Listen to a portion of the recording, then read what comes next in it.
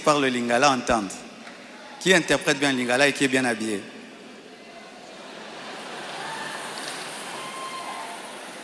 Ok, on va traduire pour ceux qui parlent en lingala un jour.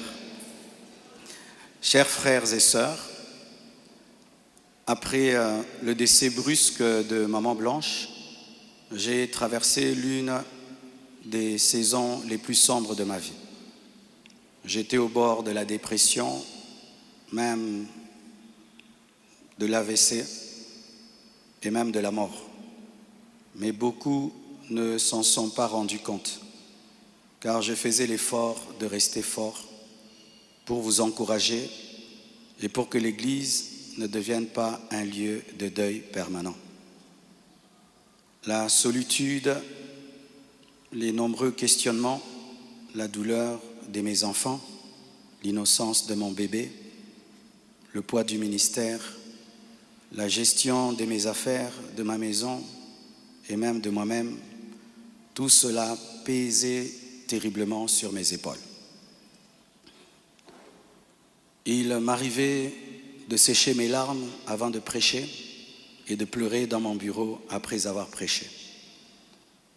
Dans cette épreuve, le pasteur Ézéchiel Moulumba, un ami d'enfance et fils du même père spirituel, me parla un jour de sa fille Esther.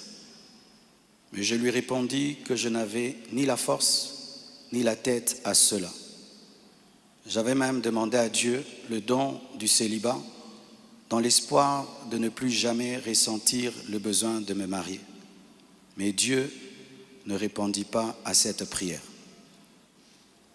À plusieurs reprises, par l'intermédiaire des prophètes, des songes et des convictions personnelles, le Seigneur me fit comprendre qu'il voulait que je continue ma route et que je refasse ma vie avec quelqu'un d'autre et qu'il était dangereux pour moi de rester longtemps dans le veuvage car un plan maléfique se tramait contre ma vie, mon ministère, ma famille et l'Église.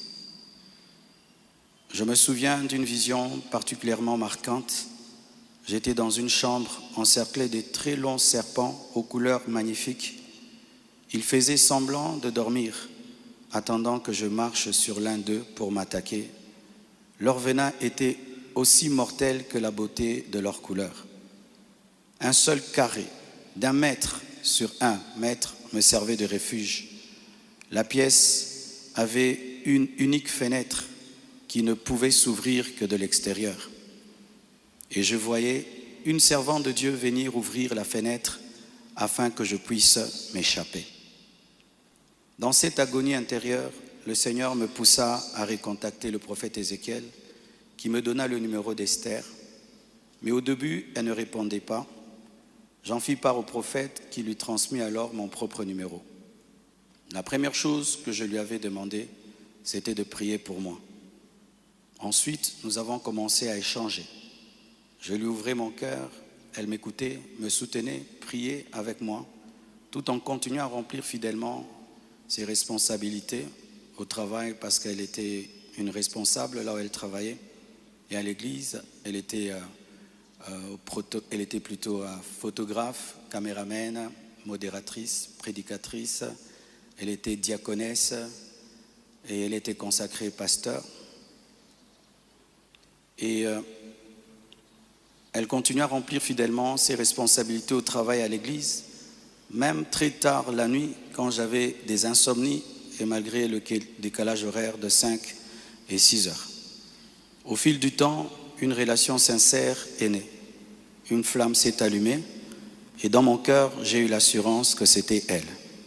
J'en ai parlé à son pasteur, à mes parents, à mes pères spirituels et à mes amis, afin de ne rien faire sans rédévabilité, conseil et prière des autres.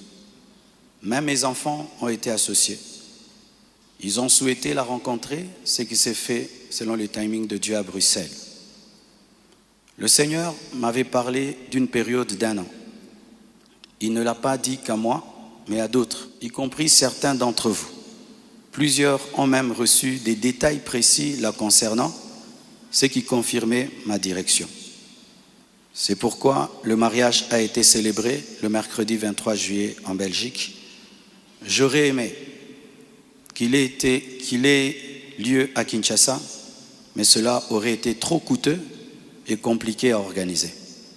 Je comprends que certains aient été surpris ou même blessés par cette démarche qu'ils trouvent très rapide, mais sachez que pour vous, c'est une année. Mais moi, j'ai senti que j'ai fait 3 ans, tellement que c'était terrible, mais je ne pouvais pas, sur cette chair, vous relater ma vie. Si cela vous a offensé, je vous présente mes excuses les plus sincères, mais sachez ceci, le Seigneur s'est servi d'Esther pour que mes enfants, après avoir perdu leur mère, ne perdent pas leur père, pour que la compassion ait toujours un pasteur debout. Je l'aime profondément.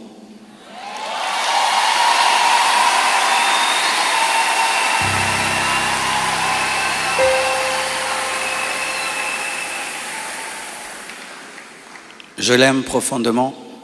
Elle n'est pas venue pour effacer la mémoire de Maman Blanche, mais pour continuer l'œuvre, comme Élisée après Élie, avec humilité et soumission à Dieu.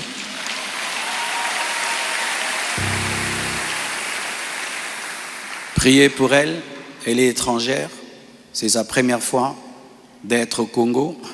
Elle a eu le baptême de 4 heures du temps d'embouteillage.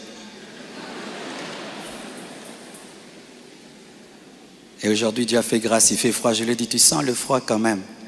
Elle a dit, mais c'est climatisé. Je dis, non, c'est le vent. Priez pour elle, portez-la dans vos cœurs, comme vous m'avez toujours porté dans les vôtres. Demeurez en paix et continuez à prier pour nous, pour toutes ces certaines choses que vous entendez.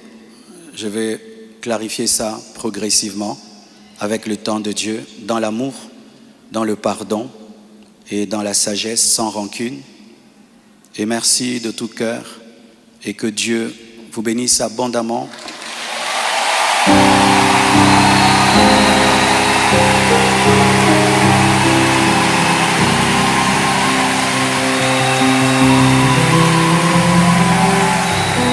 Pour votre soutien, vous avez prouvé au monde que vous êtes une église mature. Vous avez prouvé au monde que vous êtes une église enracinée. Vous avez prouvé au monde que votre foi est fondée sur Jésus. Vous avez prouvé au monde que vous êtes une église 4x4, une armée de Dieu.